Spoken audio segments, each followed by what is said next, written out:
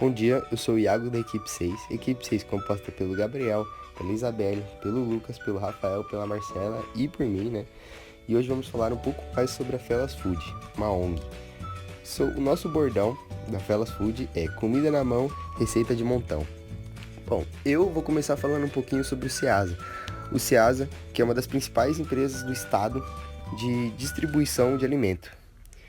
E é o terceiro maior centro atacadista de alimentos do mundo e o primeiro no Brasil e na América Latina inteira. Bom, como funciona o Ceasa? O Ceasa é um ponto de distribuição de alimento, é um ponto físico, onde alimenta várias regiões que são um pouco prejudicadas pela falta de produção desses alimentos. Ou seja, se em alguma região não tem essa produção de certo alimento, ele é exportado de outro estado, de outro lugar, de outra região, e fica nesse centro de distribuição que é o Ceasa. Falando agora um pouco sobre dados, estudos apontam que cerca de 80% dos desperdícios são resultados de manuseio, transporte, clima, más condições de armazenamento e falta de conhecimento técnico, segundo a Embrapa em pesquisas de 2014. Além disso, a produção de alimentos é equivalente a 3,9 bilhões de toneladas, sendo que um terço é desperdiçado durante o trajeto de saída do produtor no campo até chegar ao consumidor, segundo a ONU em pesquisa de 2012 e a Bueno em pesquisa de 2013. Não só isso, mas entre os maiores problemas do Brasil estão a fome e o desperdício de alimento, o que é um grande contraste para um país que é um dos maiores produtores e exportadores de alimentos do mundo. E mesmo assim, ele está entre os top 10 que mais desperdiçam, segundo pesquisas de Torres em 2000 e Carvalho em 2009.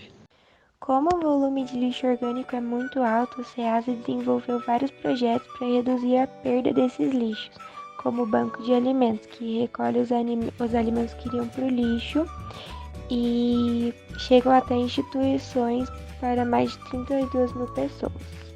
O Ceasa também adotou o projeto Boas Práticas de Comercialização, que consiste em orientar os agricultores no cumprimento das normas sanitárias vigentes, para que não ocorra o desperdício.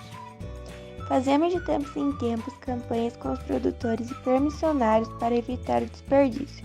Uma das questões que sempre reforçamos é a necessidade de uso de caixas de madeiras novas para transportar o alimento, evitando dessa forma que a madeira velha possa colaborar com a criação de fungos nos hortifrutigranjeiros, diz o gerente da divisão social da Ceasa, o Gilmar.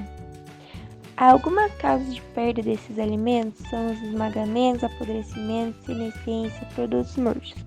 E alguns modos para prevenir isso é a colheita e manuseio cuidadoso, armazená-los em embalagens protetoras, manter a casca intacta, uma boa sanidade, armazenar em lugares frios, entre outros. 30% de todo o desperdício que acontece em território brasileiro é causado justamente pela falta de estrutura e gerenciamento do Ceasa.